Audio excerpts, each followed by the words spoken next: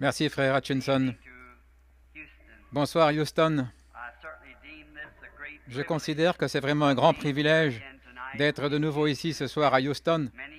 Cela fait beaucoup d'années depuis que j'ai eu le privilège d'être ici. J'étais assis là ce soir écoutant chacun de ces prédicateurs.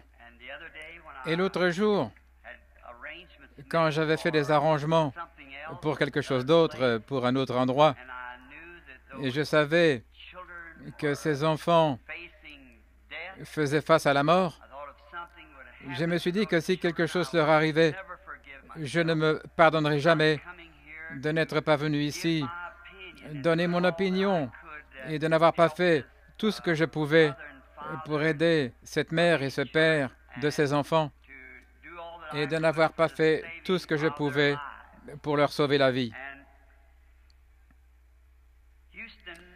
Et Houston est une ville mémorable pour moi. Elle renferme beaucoup de grands souvenirs qui me sont chers. Depuis que j'ai fait ma première visite ici, il y a plusieurs années, ici au Héros de la foi, un magazine, chez frère Kitson, ensuite là à l'auditorium, quand j'étais ici avec frère Raymond Ritchie et les ministres de la ville. Et aussi bien sûr M. Ayers, M. Kipperman. Le soir où l'appareil photo a prouvé que je ne disais rien qui soit faux, mais que c'était la vérité.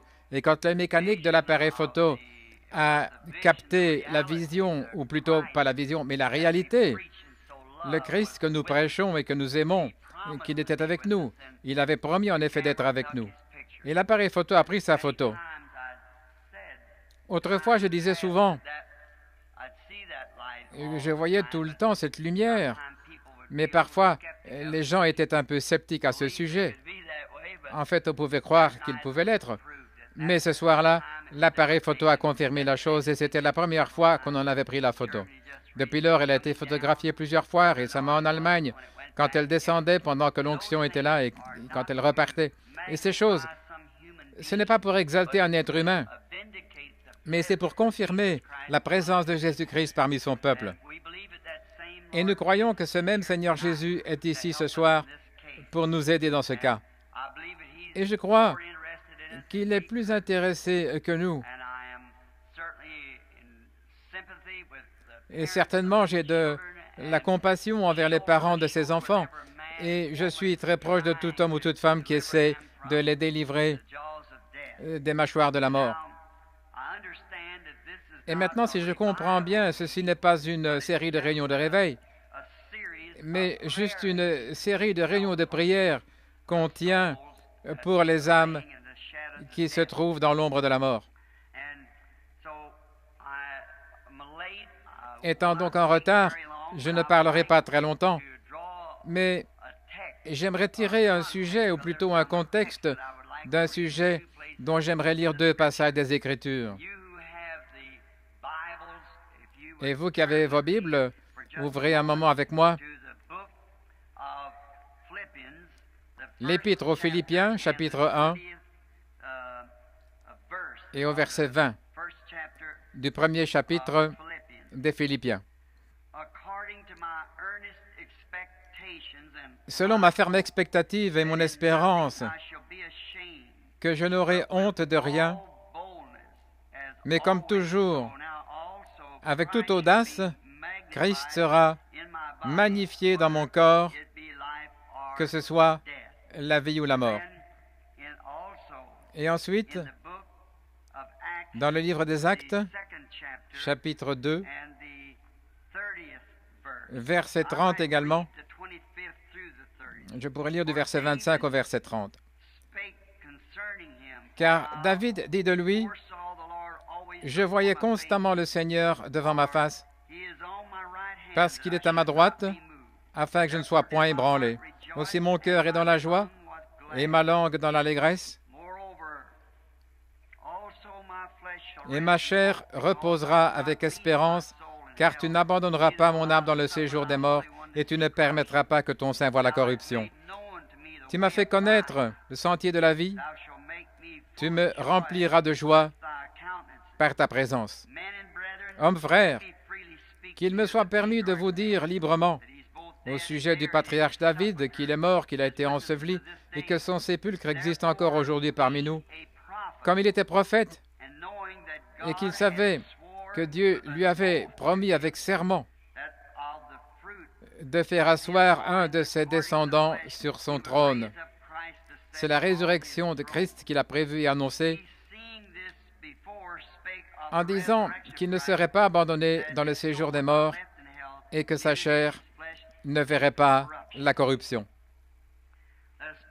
Inclinons la tête juste un moment pour la prière. Notre Père céleste, nous te sommes reconnaissants pour la miséricorde. Et c'est vraiment la raison pour laquelle nous sommes ici ce soir, pour implorer ta miséricorde. Nous ne demanderions pas ceci si nous n'avions pas la foi pour croire que cela nous serait accordé. Les hommes ont parcouru le pays par avion et partout les prières montent vers toi afin que la vie de ceux pour qui nous intercédons instamment ce soir soit épargnée. Seigneur, nous te prions de donner de la force aux pères et mères de ces jeunes gens. Et comme nous comprenons que ce jeune homme t'a donné sa vie et qu'il veut te servir, comme nous avons entendu l'un des prédicateurs dire qu'il voulait devenir ministre de l'Évangile, je te prie, ô Dieu, d'accorder à ce jeune homme cette opportunité.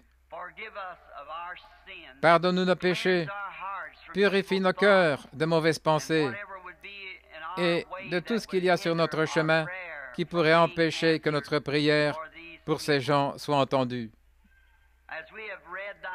En lisant ta parole, nous avons compris que les cieux et la terre passeront, mais que ta parole ne faillira jamais. Nous te prions de nous ajouter par le Saint-Esprit le contexte qui sera ta divine volonté dans le cas présent, comme nous avons entendu l'avocat et beaucoup d'autres le déclarer. Et nous prions afin que nous sachions quoi faire ensuite. Quelle sera notre prochaine démarche? Seigneur, nous sommes ici pour faire cela. Fais-le nous connaître, Seigneur, par ta parole, car nous le demandons au nom de ton Fils, le Seigneur Jésus. Amen.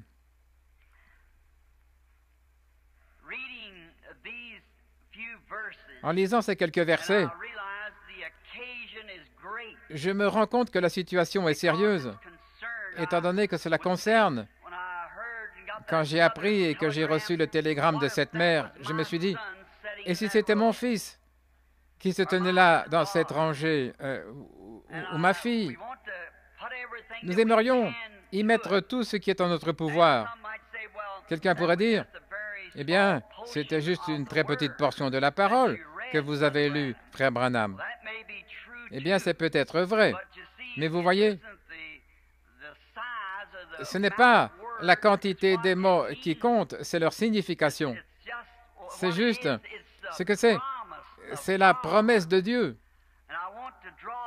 Et j'aimerais tirer de ce texte ce soir, ou plutôt de ceci le sujet, un absolu. Et j'ai choisi ce texte il y a quelque temps pendant que j'étais assis dans ma chambre de motel. En effet, je pense qu'il nous faut donc quelque chose de positif, un absolu, auquel nous pouvons nous accrocher et dont nous sommes sûrs que c'est la vérité.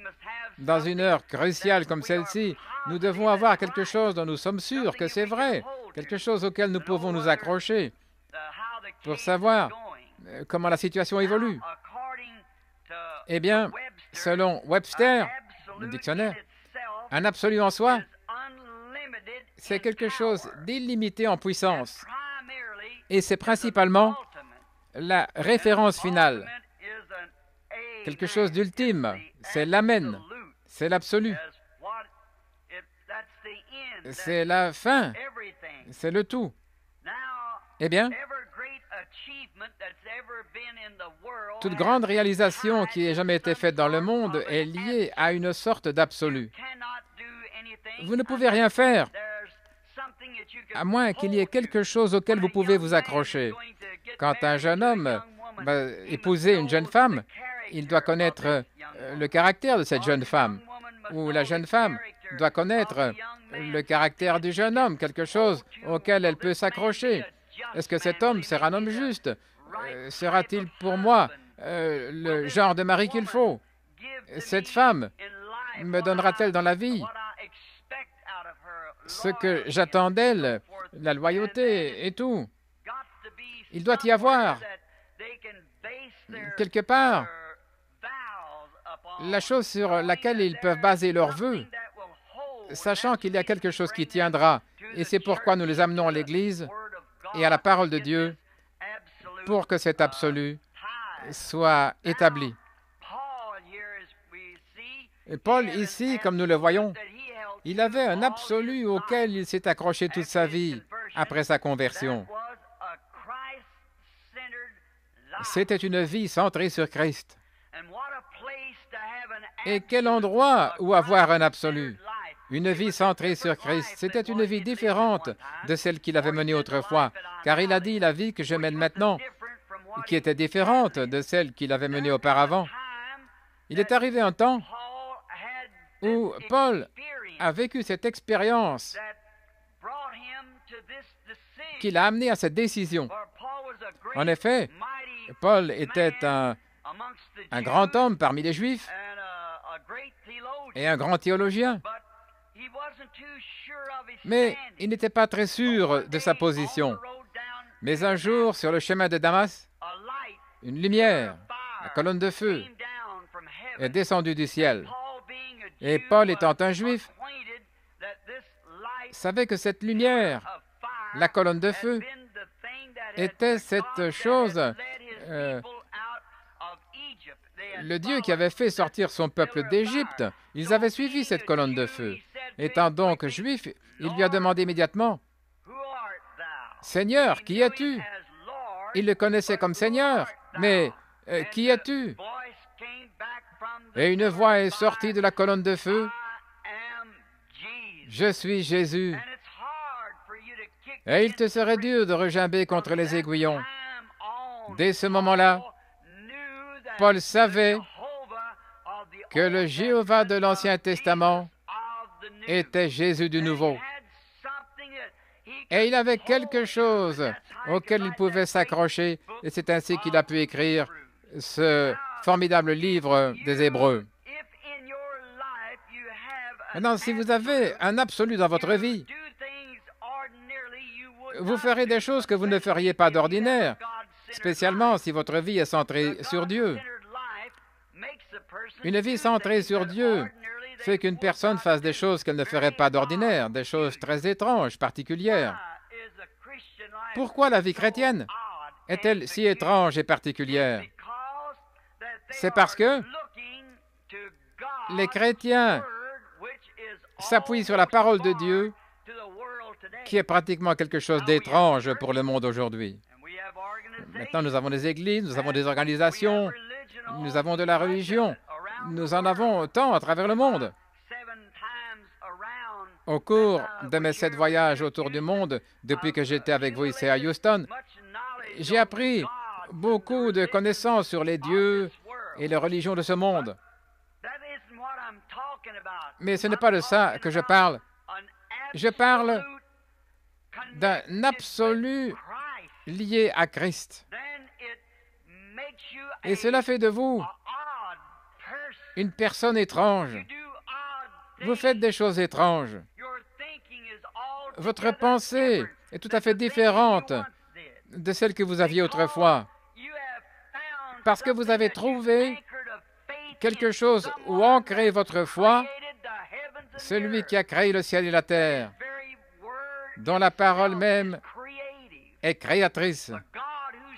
Ce Dieu qui a appelé le monde à l'existence et pour qu'il n'y a rien de trop difficile.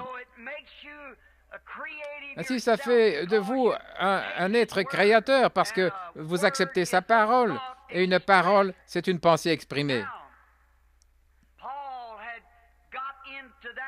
Paul avait donc atteint cet état où il n'avait plus du tout une expérience théologique, mais où il avait un témoignage personnel.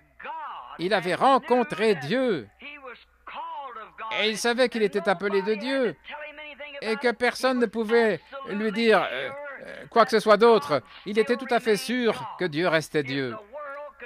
Si seulement les gens pouvaient faire cela aujourd'hui. Et si ce groupe qui est assis ici ce soir pouvait seulement se rappeler que Dieu est toujours Dieu. Il peut tout autant résoudre ce cas qu'il le peut pour la guérison divine ou n'importe quoi. Il est encore Dieu. Et si nous pouvons fonder notre espérance, et pas seulement notre espérance, mais aussi nos pensées positives sur ce qu'il a dit, et que nous sachions que c'est la vérité. Et les gens agissent de façon étrange. Il semble qu'ils oublient le côté négatif des choses, car ils ont trouvé un absolu. Et c'est la parole de Dieu. Jésus a dit, « Les cieux et la terre passeront, mais mes paroles ne failliront jamais. » Si donc nous avons la parole de la promesse, alors nous n'échouerons pas, elle ne peut pas faillir. Ainsi, je crois que ces réunions de prière, les gens religieux de Houston s'intéressent à la vie des hommes, et c'est pour ça que nous sommes rassemblés ici, pour invoquer une puissance qui est au-delà de toutes les lois et autorités humaines, quelque chose qui peut changer les cœurs des hommes, comme Dieu l'a fait à Pharaon en Égypte. Il est Dieu. Et nous devons maintenant cesser de regarder au côté négatif, mais nous devons regarder au côté positif. Et avant d'avoir la foi, il vous faut avoir quelque chose où placer cette foi. Et en quoi d'autre pouvez-vous placer votre foi, si ce n'est dans la parole créatrice du Dieu vivant et dans les puissants du Tout-Puissant? Sur quoi d'autre pouvons-nous fonder nos espoirs? Par conséquent, cela vous rend différent et vous fait agir différemment. Vous vous attendez à Dieu pour qu'il accomplisse sa promesse. Et quand les difficultés surgissent, comme nous en avons maintenant, c'est une ancre. C'est quelque chose qui vous tient, quelque chose auquel vous êtes liés. C'est une promesse selon laquelle nous sommes liés à la parole de Dieu. Elle est comme une ancre qui est un absolu pour un bateau en temps de tempête. Le bateau peut prendre la mer. L'ancre est placée à l'avant du bateau. Elle est au repos. Vous qui habitez Houston, vous êtes si près de la mer. Et vous voyez les bateaux quand ils viennent. Pourquoi transporte-t-on cette grande et puissante ancre dont le poids est énorme? Mais vous voyez, quand les tempêtes surviennent, ces tempêtes violentes qui fendent la mer et qui peuvent jeter le navire quelque part sur le rivage, le briser ou le faire chavirer dans des eaux peu profondes. Alors il entre dans les eaux profondes et laisse descendre cette grande et immense ancre, très solide, de façon à ce qu'elle traîne au fond de la mer jusqu'à ce qu'elle s'accroche au sommet d'une montagne invisible. Alors que cette tempête se déchaîne si elles le veulent. Le bateau a un absolu. L'ancre tient quelque part et elle est solide.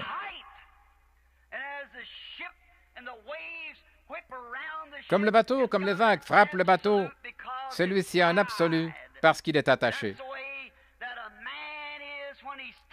C'est ce qu'il en est d'un homme qui est attaché à Christ et sa parole et qui y croit. Il y a un absolu, quelque chose qui le tient. Un absolu, c'est comme l'étoile polaire.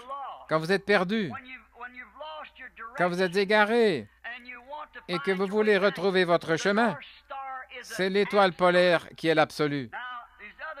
Maintenant, il y a d'autres étoiles, mais elles tournent dans le même sens que la Terre, comme la Terre tourne autour d'elle. L'étoile polaire tourne dans le sens contraire par rapport aux autres. Savez-vous que l'étoile du matin et l'étoile du soir, c'est la même étoile? En effet, la Terre ne fait que tourner, mais il y a une étoile qui ne se déplace pas et elle est centrée au milieu de la Terre. Et par conséquent, c'est une étoile sûre. Si vous reconnaissez l'étoile polaire, vous pouvez toujours retrouver votre chemin. Et quand un homme est perdu et qu'il ne sait plus quelle direction prendre, moi je connais une étoile. Oh, elle vaut plus que l'étoile polaire. Et si vous lui êtes attaché et que vous voyez sa présence, peu importe si vous êtes perdu ou que vous soyez, vous pouvez retrouver votre chemin de retour grâce à sa conduite. C'est sa parole. C'est la voie pour sortir de tous les problèmes. Elle est la voie qui mène au succès, qui mène à la vie. Elle-même consiste à suivre cette étoile, le Seigneur Jésus. Et maintenant, si vous êtes attaché à cette étoile, le Saint-Esprit est la boussole qui n'indiquera que l'étoile. La boussole est aimantée pour indiquer le pôle Nord. Peu importe combien grande est la jungle où vous vous trouvez, ou combien profonds sont les fourrés autour de vous, ou combien il y a du brouillard sur la mer, si vous avez la boussole, vous pouvez la tourner dans n'importe quelle direction et l'aiguille reviendra immédiatement pour indiquer le nord. Et si nous avons des problèmes et que nous nous confions en Christ, il y a une chose sûre, le Saint-Esprit nous indiquera la parole qui nous guidera vers l'étoile polaire et vers la délivrance. C'est tout ce dont nous avons besoin. Il est notre absolu. Pour celui qui est perdu dans le désert, la boussole, c'est un instrument qui le guide. Quand nous avons des problèmes, il n'y a qu'une chose, aussi sûre que l'étoile polaire. Tant que la Terre gardera sa position et tournera, l'étoile polaire restera dans sa position. Et tant qu'il y a une éternité, Christ sera toujours le Sauveur et la voie de salut pour sortir de chaque problème, de chaque divergence, de chaque épreuve. Alors, si nous sommes attachés à lui, nous ne serons pas troublés ni tout emballés comme le monde. Oh, qu'allons-nous faire concernant ceci et que faire avec ça? C'est comme si nous ne sommes pas encore ancrés. Mais un homme qui est ancré, son âme en Christ, Jésus, et qui se confie en lui, il sait que quand il demande quelque chose au Père en son nom, Jésus a dit « Je le ferai ». Ça règle la question. Ça règle la question. C'est l'amen, c'est l'absolu, c'est le point final. Quand Jésus a dit « Tout ce que vous demanderez au Père en mon nom, je le ferai ». Eh bien, c'est quelque chose d'ultime, c'est ça. Tout ce dont vous avez besoin quand vous priez, croyez que vous l'avez reçu et vous le verrez s'accomplir. Ça règle la question, voilà tout. Si nous sommes vraiment ancrés et que nous croyons cela, et si nous avons fait de lui notre absolu, car il est un absolu qui nous libère de toute peur. Il n'y a aucune crainte quand on est réellement attaché au rocher des âges. Le marin n'a pas peur, peu importe combien le bateau est ballotté par les vagues, aussi longtemps que cette ancre est accrochée au sommet de la montagne, là. Et bien sûr, il sait que le bateau ne va pas chavirer. Il ne va pas se cogner contre des rochers quelque part. Il n'entrera pas dans des eaux peu profondes pour être renversé, car il a un absolu accroché au sommet d'une montagne. Et lorsqu'un homme peut offrir une prière de foi et ancrer son âme là dans la parole de Dieu, selon laquelle tous les cieux et la terre passeront, mais pas cette parole, elle ne peut pas faillir. Il n'y a pas de crainte que les gens viennent raconter ce qu'ils veulent. Notre foi reste en Dieu et en Dieu seul. Nous le croyons. Il y eut un temps où la façon de se tenir à table dans cette nation dépendait de ce qu'avait dit une femme. Je crois qu'elle s'appelait Emily Post. Eh bien, elle était l'absolu en ce qui concerne les bonnes manières à table. Quand Emily Post disait « Prenez et mangez vos haricots avec un couteau », eh bien, c'est ce qu'on faisait. C'est ce qu'on faisait, parce qu'elle était l'absolu en ce qui concerne les bonnes manières à table. Quand elle disait « Prenez votre café dans votre sous-tasse et buvez-le comme d'habitude », peu importe combien c'était sale, c'était tout de même l'absolu. Et tout le monde se conformait à cela, parce qu'on la prenait comme l'absolu en ce qui concerne la manière de se tenir à table. Il nous faut avoir un absolu, peu importe ce que nous faisons. Si jamais nous devons atteindre un objectif, nous devons avoir un absolu. Il y eut un temps, lorsque la parole d'Hitler était un absolu en Allemagne. Peu importe ce que quelqu'un d'autre disait, la parole d'Hitler demeurait un absolu. S'il disait qu'on tue les gens, on les tuait. S'il disait qu'on les laisse en vie, ils restaient en vie. S'il disait « mettons-nous en guerre », nous ne mettons pas en guerre, quoi qu'on fasse, sa parole était l'absolu. Il y eut un temps où l'Italie avait un absolu. C'était la parole de son dictateur, Mussolini. Ce qu'il leur donnait de faire, on raconte que son chauffeur était venu le chercher en voiture 1 minute avant l'heure. Il lui tira dessus. Pourquoi? Il dit, je ne veux pas que tu sois ici 1 minute avant, mais je veux que tu sois ici pile à l'heure exacte. Voyez-vous? Sa parole était un absolu. Toute l'Italie s'y soumettait. Il y eut un temps où Pharaon, en Égypte, était l'absolu. Mais vous voyez, toutes ces décisions que ces gens prenaient, c'était des décisions d'hommes, et elles ont toutes failli. Pourquoi? Parce qu'elles n'étaient pas en accord avec la parole de Dieu en ce qui concerne la vie humaine. C'est ce que je désire, que cela s'ancre. Si nous comptons sauver une vie humaine, nous devons venir selon la parole de Dieu et le plan de Dieu pour la vie humaine. Et la seule façon pour vous de trouver cela, c'est de le trouver dans sa parole et de le croire. Ainsi, c'est Pharaon. J'ai été en Égypte il n'y a pas longtemps.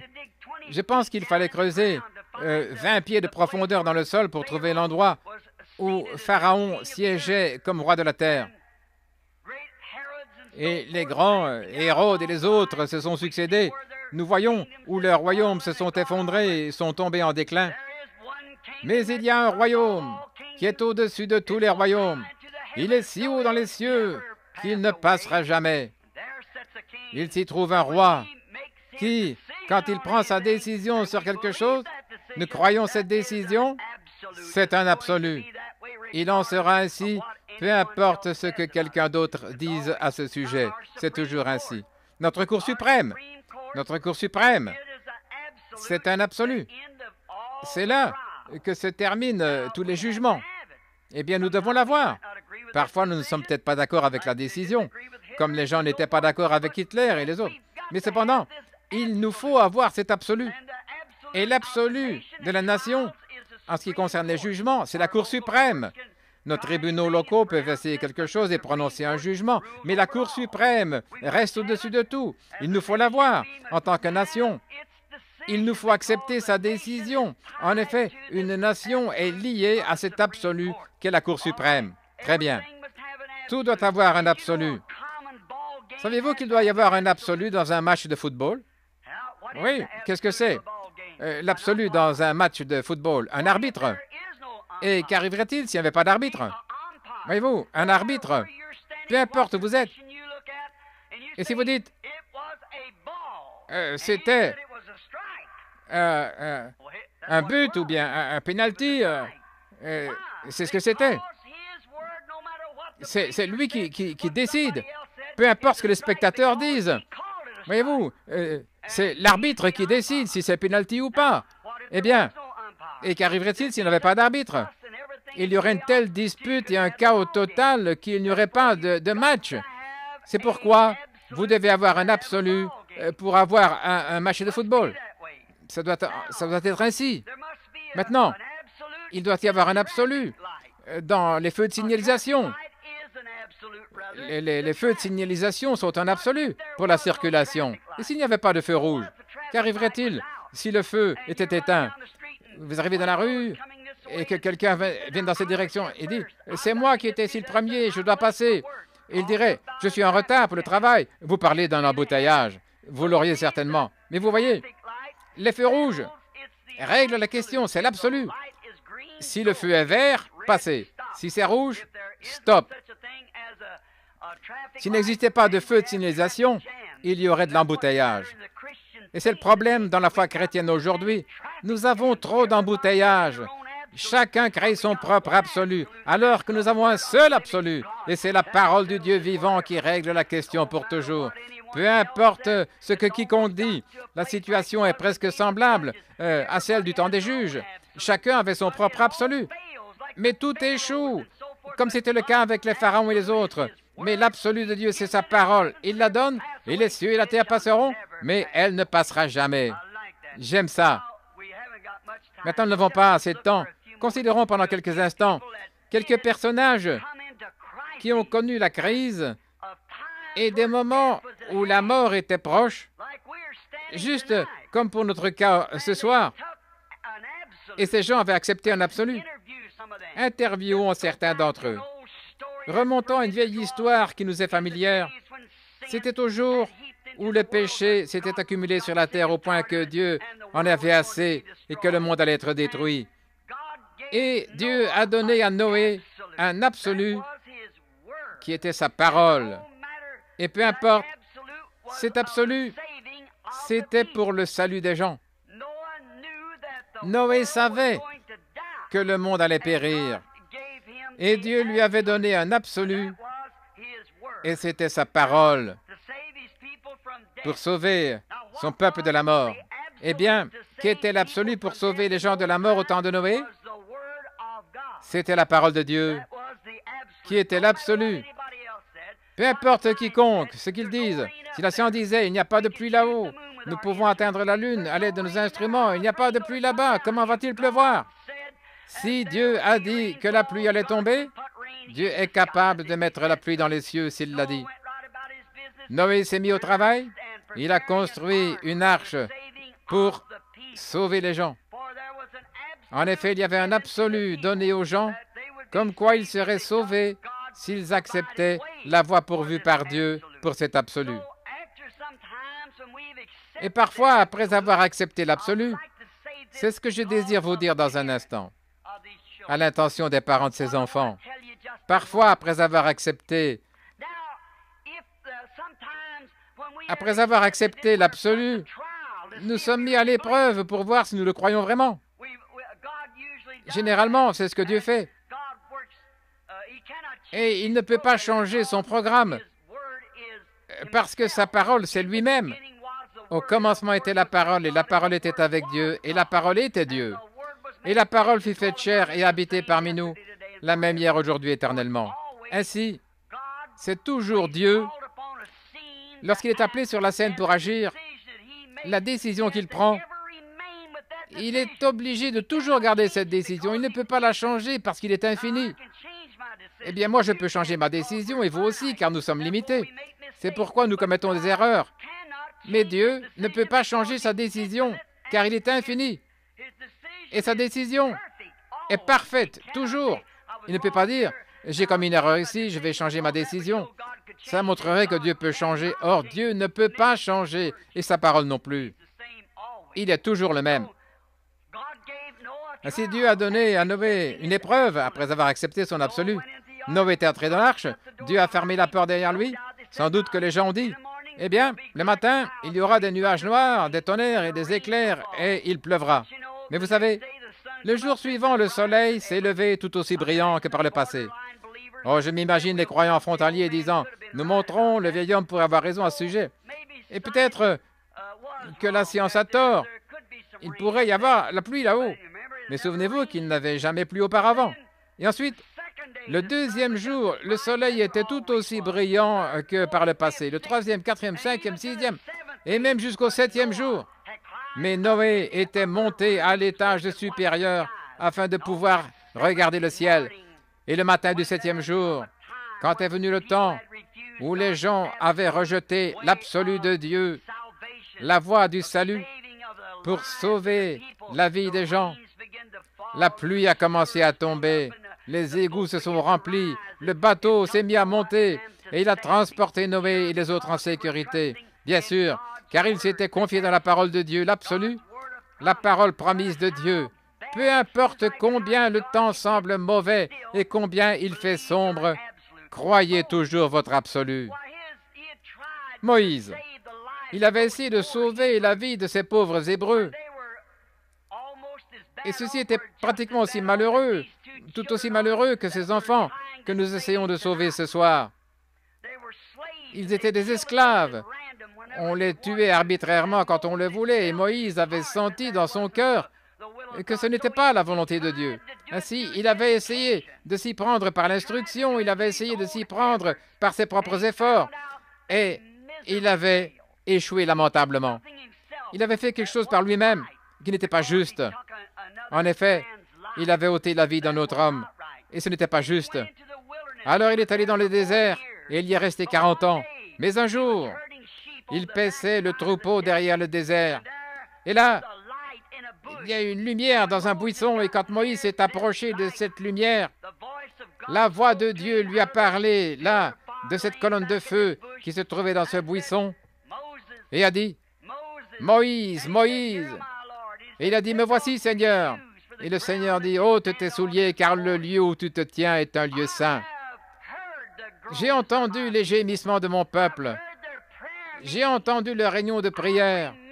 Je me suis souvenu que je leur ai fait une promesse. Oh là là! Ça ne devrait-il pas enflammer les cœurs des croyants chrétiens ce soir? Je suis Dieu, je me souviens avoir promis cela. Comme cette voix était scripturaire. Alors il a dit, « Moïse, je t'envoie là-bas pour les libérer. » Et Moïse, bien sûr, comme j'ai dit au début, lorsque vous acceptez cet absolu de Dieu, cela vous fait faire des choses, eh bien, quelquefois, ridicules aux yeux des gens. Pouvez-vous imaginer un homme qui a dû fuir les Égyptiens? Le matin suivant, après avoir rencontré cet absolu, cette parole de Dieu, il lui avait parlé, le témoin véritable. En effet, c'était la parole, la promesse était là. Et c'était une confirmation du grand Dieu de la création en accomplissant un miracle en présence de Moïse et en montrant qu'il était le Dieu de la création. Et Moïse, le matin suivant, il prit sa femme qui portait un enfant sur la hanche, il la fit monter sur un mulet, il avait 80 ans, sa barbe pendait jusqu'à la taille, sa tête chauve brillait, il avait un bâton à la main. Il se dirigeait vers l'Égypte en poussant des cris. « Où vas-tu, Moïse? »« Je m'en vais en Égypte pour l'envahir, faire une invasion. » L'invasion d'un seul homme. Pourquoi? Il avait un absolu, il avait quelque chose, la parole de Dieu à laquelle il pouvait s'en tenir. Un homme de 80 ans, avec un mulet et un bâton à la main, c'est tout ce qu'il avait. C'est comme une invasion de la Russie par un seul homme aujourd'hui. Mais il est allé, il a fait l'invasion parce qu'il avait un absolu, il avait parlé avec Dieu, il avait entendu la voix de Dieu. Et la chose, il l'a fait. C'est juste. Pourquoi? Cela l'accompagnait tous les jours de sa vie. C'était un absolu. Aucun homme n'a le droit de monter à la chaire pour prêcher l'Évangile si lui-même n'a pas marché sur ces sables sacrés où aucun agnostique ou incroyant ne peut expliquer le surnaturel de Dieu. Jésus ne voulait pas laisser ses disciples prêcher. Peu importe combien ils s'étaient familiarisés avec lui, ils devaient se rendre dans la ville de Jérusalem et attendre d'être revêtus de la puissance d'en haut. Ils devaient avoir cette expérience. Moïse, savant qu'il était prophète, savant qu'il était suscité dans ce but, mais sans ce contact personnel, cet absolu, quelque chose qui lui avait prouvé qu'en se rendant là, il obtiendrait la délivrance de ce peuple. Il n'était plus le même. Il s'est rendu là parce qu'il avait l'absolu et il a fait exactement ce que Dieu lui avait demandé de faire. Il n'avait pas peur dans son cœur quand il a jeté les serpents par terre, ou plutôt le bâton, et que celui-ci est devenu un serpent. Et les imitateurs charnels se sont présentés avec leur type de ministère, et ils ont jeté leur bâton par terre, faisant la même chose que Moïse, comme Dieu avait recommandé à Moïse. Celui-ci ne pouvait rien faire que de se tenir tranquille et voir la gloire de Dieu. Et nous voyons que Dieu a pris le serpent de Moïse, et ce serpent a avalé les autres. Et c'est comme ça que les choses se sont passées. Il était sûr que le Dieu qui lui avait dit de faire cela pouvait prendre soin de lui dans une situation difficile. Ne pouvons-nous pas ce soir, du fait que ce jeune homme a donné sa vie à Christ, nous tenir sur cet absolu, comme quoi Dieu peut rendre possible l'impossible. Il peut changer les cœurs des juges.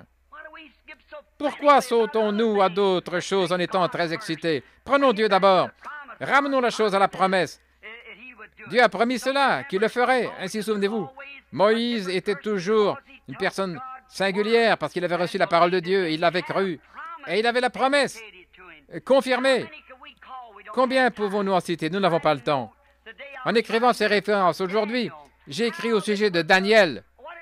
Ce qu'il y avait, c'est que cela lui coûtait la peine capitale que de prier tout autre Dieu.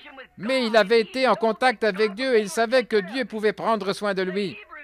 Les enfants hébreux ont été jetés dans la fournaise ardente et ils devaient être brûlés avec une chaleur 7 fois plus forte que la chaleur habituelle.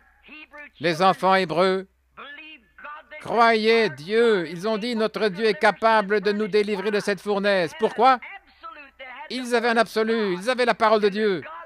Et le Dieu qui a pu délivrer ses enfants hébreux de la cellule des condamnés à mort dans la fournaise ardente, combien plus peut-il délivrer ce petit garçon juif ici qui est couché là dans une cellule de condamnés à mort? Il est encore le même Jéhovah Dieu comme il a toujours été. Comme l'apôtre Paul, nous pouvons nous rendre compte que ce même Dieu vit aujourd'hui, qu'il est le même hier, aujourd'hui, éternellement. Alors les chrétiens peuvent tenir la main immuable de Dieu et changer toute la situation. La prière change les choses. C'est ce que nous voulons faire. Que pour venir de Josué, comment va-t-il traverser le Jourdain? C'est comme si Dieu était un drôle de militaire, juste au mois d'avril, quand les eaux sont en crue. Mais il a dit à Josué, « Prends l'arche et avance-toi. » C'est tout ce qu'il devait faire. Et Dieu a repoussé le Jourdain, il a fait apparaître la terre ferme, et le peuple traversé a été délivré. Il n'est pas étonnant que Josué ait dit, « Moi et ma maison, nous servirons l'Éternel. » Comment David, ce grand patriarche? Nous aimerions parler de lui, nous n'avons pas le temps. Mais bien des fois, comme nous avons entendu il y a quelques instants, quelqu'un parler de David et de son péché. Et quand tout cela fut pardonné, alors qu'il a livré bataille, ce que le monde appelle des moments difficiles, et l'opposition était grande, et David s'était étendu là sous l'arbre, il se débrouillait tout seul jusqu'à ce qu'il ait entendu le bruit au sommet des mûriers. Et à ce moment-là, les choses avaient changé. David s'est levé et reparti parce qu'il avait un absolu. En fait, il savait que c'est Dieu qui allait devant lui. Ne pouvons-nous pas offrir la prière de foi qui enverra Dieu dans ce comité de probation et d'assistance aux libertés là-bas? Nous le pouvons certainement. Nous croyons que nous le pouvons si nous accrochons à cet absolu. Abraham appelait les choses qui n'existaient pas comme si elles existaient. En effet, il avait un absolu, une promesse de Dieu, comme quoi Dieu allait lui donner un enfant par Sarah. Quand elle avait 100 ans, ou c'était plutôt Abraham, et elle avait 90 ans. Néanmoins, il ne douta pas de la promesse par incrédulité, mais il était fortifié et donnait la gloire à Dieu. Et nous prétendons être les enfants d'Abraham, alors que nous avons cette Bible qui est écrite depuis le temps d'Abraham, et tous les témoignages que nous avons eus après, qui prouvent que Jéhovah tient sa parole, et que Christ est le Fils de Dieu. Il est le médiateur entre Dieu et l'homme. En dehors de lui, il n'y a pas d'autre médiateur. Il a promis, si vous demandez quelque chose au Père en mon nom, cela vous sera accordé. Et nous prétendons être des enfants d'Abraham, alors qu'Abraham avait appelé les choses qui n'étaient pas comme si elles existaient, parce qu'il croyait Dieu. Absolument. Je crois cela de tout mon cœur. Paul, une vie centrée sur Christ, c'était son absolu. Cela l'avait lié. Christ était l'absolu de la résurrection, comme nous l'avons lu ici. Il a dit, Dieu a juré par un serment à David qu'il ne laisserait pas son âme au séjour des morts. Un serment, c'est la fin de tout différent. Et il a juré qu'il ne laisserait pas son âme au séjour des morts, mais qu'il le ressusciterait. Et c'est pourquoi il s'est confié en Dieu. Il fut crucifié, il est mort, il est ressuscité, et il est monté au ciel parce qu'il croyait en Dieu. Combien plus, comme il nous montre l'exemple, nous pourrions recevoir l'absolu. Si Christ a pu accepter cela sur base d'une seule promesse, combien plus nous pourrions accepter cela sur base de milliers de promesses? Et avec le sang de Jésus-Christ là, pour nettoyer notre voie et nous amener de l'autre côté de ce grand abîme du péché qui nous a séparés de Dieu par l'incrédulité, il nous a amenés de sa présence pour lui parler. Combien plus devrions-nous accepter cela? Oui, il nous faut avoir un absolu. Je pense à l'un de ces absolus maintenant même, alors que nous terminons. C'est George Washington. Quand l'Amérique était à ses débuts et que nous étions en train de combattre pour la vie de cette grande nation que nous avons, George Washington était un chrétien. Il était un croyant. Et j'ai appris que là, à Valley Forge, les soldats américains avaient seulement environ un tiers d'entre eux avaient des chaussures. Et l'hiver était froid. La température était à 0. Et la rivière gelait. Et celle-ci débordait. Et les Anglais étaient de l'autre côté. Et pourtant, cette petite nation était sur le point de naître. Qu'a-t-il fait? Il était un chrétien. Il est sorti pendant la nuit. Il s'est agenouillé dans la neige. Et il a prié jusqu'à ce qu'il fût trempé de neige et l'eau lui arrivait à la taille. Et il est resté là. Et il a prié jusqu'à recevoir l'absolu, la réponse en l'an de Dieu, comme quoi Dieu allait lui donner la victoire. Et le jour suivant, à Valley Forge, c'était facile pour lui. Il a traversé le Delaware. Il s'est frayé un chemin à travers la glace avec des soldats à moitié vêtus, à moitié gelés, les pieds nus sur le sol dans la neige. Et il a reçu l'absolu quand 3 balles de fusil ont traversé son manteau. Il avait confiance dans l'absolu d'une prière exaucée. Amen. Et cela même, c'est le fondement de notre nation. Que se passe-t-il avec les gens aujourd'hui qui proclament être chrétiens? Pourquoi sommes-nous troublés dans une heure comme celle-ci? Ne soyons pas troublés, soyons des soldats. Absolument. Il a prié jusqu'à ce qu'il ait cette réponse. Ainsi donc, malgré les autres troubles, les soldats aux pieds nus, ils n'ont pas tenu compte des circonstances. Ils pouvaient accepter cela parce que Dieu l'avait dit. Une balle provenant du fusil de l'ennemi ne pouvait même pas le tuer. Certainement. Pourquoi? Il avait une réunion de prière. Il a reçu la réponse. Que c'était merveilleux, une nuit, quand l'apôtre Pierre était en prison et qu'on allait l'exécuter. Le lendemain matin, il allait mourir de la peine capitale, comme ces petits juifs aujourd'hui. Mais qu'ont-ils fait? Ils ont fait la même chose que nous essayons de faire ici à Houston. Ils avaient formé une ligne de prière dans la maison de Jean-Marc. Pendant qu'ils priaient, l'ange du Seigneur est allé à la prison, a ouvert les barrières de la prison. Il a ouvert les portes et il est allé plus loin. Et il a fait sortir Pierre et celui s'est immédiatement rendu à la réunion de prière. Et je crois ce soir que le même Dieu est vivant. S'il n'est pas le même Dieu, il y a quelque chose qui ne va pas. Certainement. Comment y est-on arrivé? Par une réunion de prière tenue par des chrétiens loyaux qui ont cru et qui ont cru que Dieu délivrerait leurs frères de la peine capitale. C'étaient des chrétiens qui sont restés toute la nuit la face contre terre, qui ont crié à Dieu et prié. C'est comme j'ai entendu un ministre le dire, il y a un moment qu'il allait crier à Dieu pendant toute la nuit. Le problème aujourd'hui, c'est que les gens se relâchent, ils sont fatigués, dans la torpeur. C'est à peine s'ils peuvent rester une réunion de 10 minutes. Eh bien, c'est faux, il y a quelque chose qui ne va pas. Si vous aimez Dieu, nous devrions être occupés, ça devrait être notre espérance, notre désir. Nous devrions aimer Christ avec tout ce qu'il y a en nous. Amen. Nous sommes trop paresseux. Nous sommes indifférents alors que le monde se meurt sous nos pieds. C'est vrai. Des vies humaines s'éteignent sans Dieu. Et nous sommes tellement indifférents. Tant que nous sommes membres d'Église, nous pensons que c'est tout ce qui compte. Je parlais de la venue de Christ il y a quelques semaines dans une certaine Église. Et après, quelqu'un m'a rencontré au fond de l'église. Il a dit, Frère Branham, vous effrayez les gens à mort. J'ai dit, pourquoi ferais-je une telle chose? Quand vous parlez de la venue de Christ, je n'aime pas entendre de telles choses. J'ai un petit garçon ici que je dois élever, j'ai une fille qui va à l'école. Eh bien, je dis, la venue de Christ, c'est la chose la plus glorieuse que je puisse penser. Certainement. Vous voyez, la Bible dit, tous ceux qui aiment son apparition. Oh là là, pour le jour où ce corps mortel revêtira l'immortalité. Et cette maison pestiférée dans laquelle je vis sera changée en un moment, en un clin d'œil, et un corps semblable à son propre corps glorieux. Ça devrait être le désir du cœur de l'Église. Tout homme et toute femme devraient être en feu, prêchant dans les rues et partout ailleurs, essayant de sauver des âmes, certainement. Je me demande si nous sommes vraiment attachés à cet absolu que nous proclamons avoir. Sommes-nous en train de regarder la véritable étoile du matin? Si nous avons simplement confiance dans notre Église, dénomination, notre affiliation, comme le monde change, cela change avec lui, continuellement. Mais il n'y a qu'une seule étoile qui ne change jamais. Il n'y a qu'un seul être qui ne peut pas changer, c'est Dieu. Dieu ne peut pas changer. Sa parole ne peut pas changer. Sa Bible ne peut pas changer. Et si un homme est né de l'Esprit de Dieu et qu'il a Christ en lui, il ponctuera chaque promesse d'un Amen. Comme quoi c'est la vérité, certainement. Oh, certainement. La réunion de prière, c'est ce dont nous avons besoin. Nous devons être des chrétiens. Tous les chrétiens doivent se servir de ce même absolu, la parole de Dieu. La parole de Dieu, c'est ça l'appui pour le chrétien. Jésus a dit dans sa parole, « Si vous demeurez en moi et que mes paroles demeurent en vous, alors vous pouvez demander ce que vous voulez et cela vous sera accordé. » Pensez-y. Quel autre absolu désiriez-vous?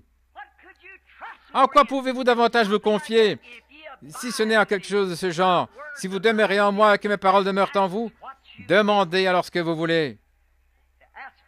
Je désire demander à Dieu d'agir dans le cœur de ce juge ou le comité de probation et d'assistance aux libérés afin que ces petits garçons quittent la cellule des condamnés à mort. Si seulement nous demandons ça avec foi, en croyant au cours de ces réunions de prière, nous obtiendrons cela. C'est cette façon.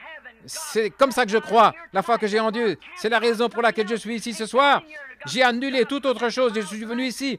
Et je devrais faire des centaines de kilomètres en voiture ce soir pour retourner à Tucson, en Arizona. En effet, je suis venu joindre ma foi à la vôtre. Il s'agit d'un être humain. Il s'agit d'une âme qui se trouve là. Il s'agit de quelqu'un qui est dans le besoin. Et nous, les chrétiens, nous devons prendre conscience de la réalité, de la vraie foi authentique. Lier cela à la parole de Dieu et revendiquer la promesse. Oui, oh là là, si vous demeurez en moi et que mes paroles demeurent en vous, demandez ce que vous voulez. Et ensuite, si le peuple qui est appelé de mon nom se rassemble et prie, j'entendrai des cieux. La réunion de prière, c'est de cela qu'il s'agit. Je suis d'avis que l'on parle aux avocats, aux magistrats, aux juges, aux membres du comité de probation, ou que sais-je. Tout ça, c'est correct. Mes frères, si votre espoir n'est attaché qu'à un homme charnel, ou plutôt à la pensée d'un homme charnel, certainement que vous serez déçus. Mais si vous pouvez attacher votre foi à une écriture que vous connaissez, et que vous accrochez et que vous priez jusqu'à ce que Dieu réponde, et si dans votre cœur, vous savez que vous l'avez reçu, quelque chose va se passer. J'ai vu des morts ressuscités. J'ai vu les yeux des aveugles s'ouvrir, des oreilles des sourds. J'ai vu des gens rongés par le cancer, le sarcome, la lèpre, être guéris par la puissance du Dieu Tout-Puissant. Parce que les gens avaient la foi pour croire que le Dieu qui a fait la promesse est capable de tenir sa promesse. C'est la véritable foi authentique comme celle d'Abraham. Attachez-vous à ça, accrochez-vous et priez. Non seulement s'agenouiller et dire « Oh Dieu, libère le pauvre petit et envoie-le chez lui ». Nous apprécions ça, mais restons là jusqu'à ce que quelque chose se passe. Quand quelque chose se passe, alors cette assurance pourra descendre sur cette petite poignée de gens qui sont assis ici dans cet auditorium. Cela pourrait descendre sur nous ici même. Assez de foi et de puissance de Dieu, si seulement nous pouvons prier jusqu'à ce que nous atteignions l'objectif, l'absolu. Cette même colonne de feu qui a été photographiée ici à Houston par Ted Kipperman il y a 12 ans. Il est ici ce soir, tout aussi glorieux qu'alors, pour libérer ce garçon, si seulement nous le croyons, car il est le même hier, aujourd'hui, éternellement. Je le crois de tout mon cœur. C'est la raison pour laquelle je suis ici, pour offrir ma prière avec vous tous, afin que Dieu leur épargne la vie. Et alors, si vous pouvez prier jusqu'à ce que vous receviez la réponse, que vous receviez l'assurance en retour, comme Washington, comme Jean, Marc, comme Daniel, comme Moïse, jusqu'à ce que vous ayez l'absolu, quelque chose que vous connaissez et auquel vous pouvez vous accrocher. Alors, sur cet absolu, je bâtirai mon Église et tous les tribunaux du pays ne peuvent y résister. C'est vrai. Ce même Dieu qui a pu prendre un petit juif au nez crochu comme Paul, qui était colérique, qui descendait là pour exécuter tous les chrétiens condamnés à mort, et le Dieu qui a pu le changer et faire de lui un chrétien, ce même Dieu est vivant ce soir. Il peut changer la loi en grâce à n'importe quel moment. Alléluia! Vous allez me traiter de saint exalté, mais je ferai tout aussi bien de m'y mettre tout de suite. Je crois en ce Dieu-là. Amen, oui. Et ensuite, dans Marc 11, 22, quand vous avez prié jusqu'au bout, il a dit en vérité, je vous le dis, ayez foi en Dieu. Je vous le dis, si quelqu'un dit à cette montagne, ôte-toi, quand cet absolu vient en vous, quand vous êtes loin de l'esprit qui est au-delà de toute loi scientifique, avant qu'il y ait un atome ou une molécule, celui qui a appelé toute chose à l'existence, et quand votre âme est ancrée là-dedans, rien ne peut l'arrêter. C'est vrai. Si vous dites à cette montagne, ôte-toi de là, et si vous ne doutez pas dans votre cœur, mais croyez que ce que vous avez dit arrivera, cela vous sera accordé. Si ce n'est pas là un absolu auquel s'accrocher, certainement, c'est vrai, un absolu. Eh bien, une nation a un absolu, votre vie en famille a un absolu, partout. Si jamais elle doit atteindre un objectif, il faut avoir un absolu. Nous apprécions cet avocat, nous apprécions, tous les autres hommes, cet aimable aumônier qui est venu de la Californie. Et quel merveilleux message! Et notre frère qui a essayé de récolter de l'argent et tout pour essayer d'aider cette pauvre femme, ainsi que ses enfants pour qu'on les libère. Tout ça, c'est bon. Et nous apprécions cela. Et je suis pour cela.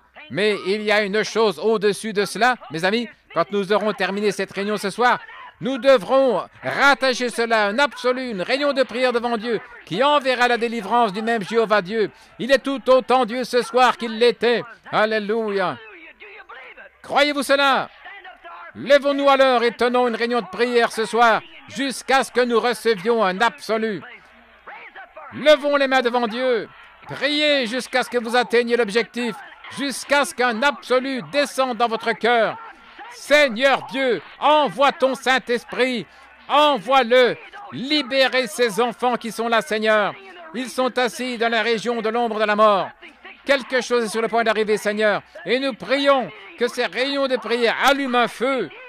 Je te crois, Seigneur, j'accepte cela, et je crois que tu vas libérer ces enfants. Accorde-le, ô Dieu Tout-Puissant. Nous, ton Église, demandons cela au nom de Jésus-Christ. Amen.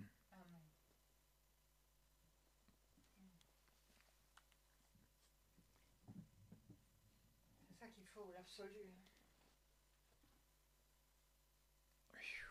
Ouf, quelle vitesse. Pourtant, j'ai ralenti. Hein. Quelle vitesse. Merci, frère. Mon précieux frère. C'est quelque chose, hein? C'est l'absolu. Ça me fait du bien parce que c'est l'absolu que moi j'aime pas. J'ai vu le Seigneur. J'ai marché avec Dieu puisque frère Branham, frère Coleman et frère Bleuet, et je suis enracinée là-dedans.